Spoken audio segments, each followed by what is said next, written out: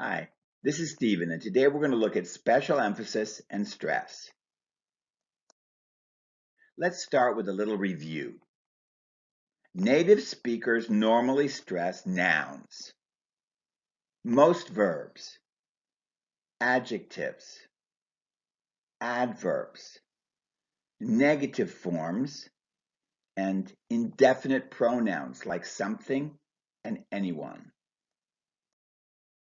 Native speakers don't usually stress personal pronouns like I, you, us, and them. The affirmative forms of the verbs be and have. The question verb do in affirmative form. The affirmative forms of modals can, could, and should. Articles a and the. Prepositions like in, on, and with. And conjunctions like and but. However, there are cases where normally unstressed words may be stressed for emphasis. Take, for example, the sentence, I'll cook dinner for you. Here in this sentence, only the verb cook and the noun dinner are stressed. The voice rises on the last stressed word dinner and then falls on the unstressed for you. I'll cook dinner for you. I'll cook dinner for you. To emphasize that no one but I will cook dinner, in this case, I would stress the normally unstressed personal pronoun I and say, I'll cook dinner for you. I'll cook dinner for you.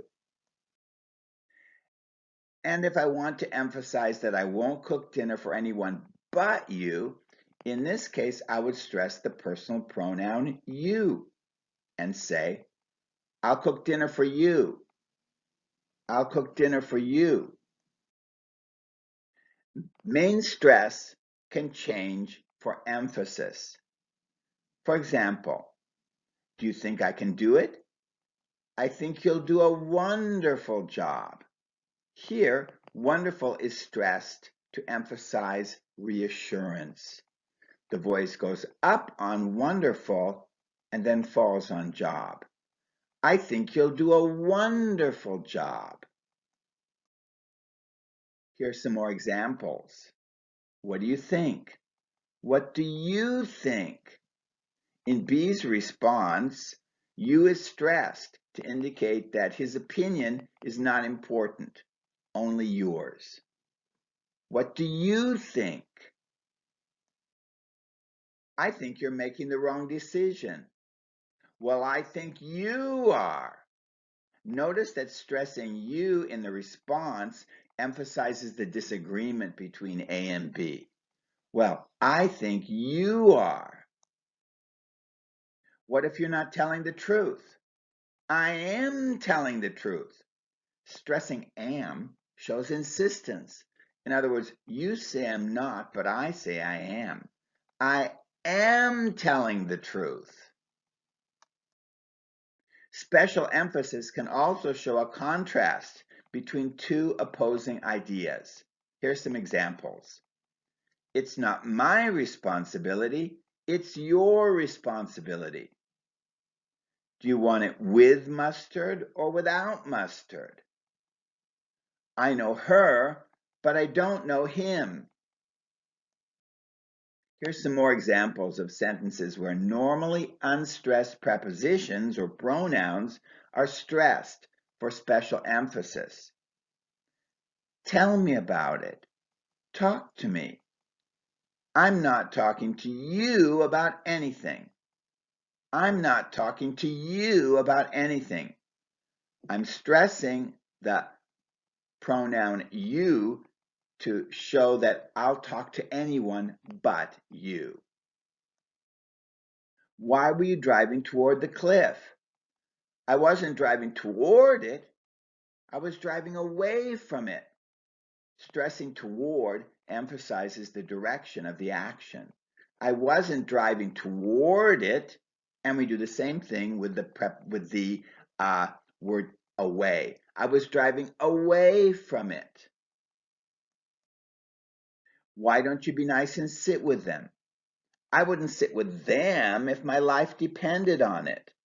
Stressing them emphasizes how much I dislike those people. I wouldn't sit with them if my life depended on it.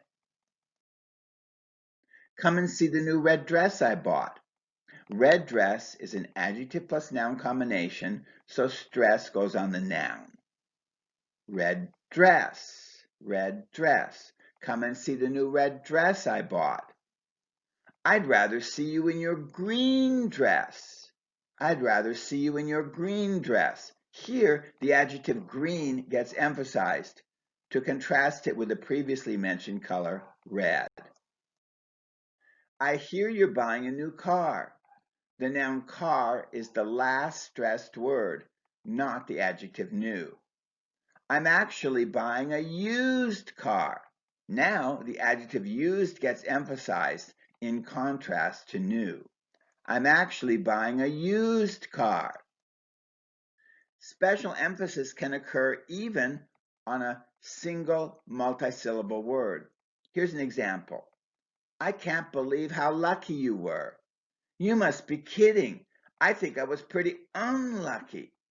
Here, the adjective unlucky usually takes the main stress on its second syllable, unlucky. But the first syllable is stressed in B's response to contrast it with lucky. Unlucky.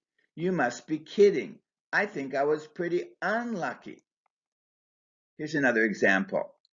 Did you know that Bob's mother is Japanese? Japanese is stressed on the final syllable, Japanese. Actually, his mother is Chinese, not Japanese. Here, Japanese and Chinese take stress on their normally unstressed first syllables to show contrast. Actually, his mother is Chinese, not Japanese.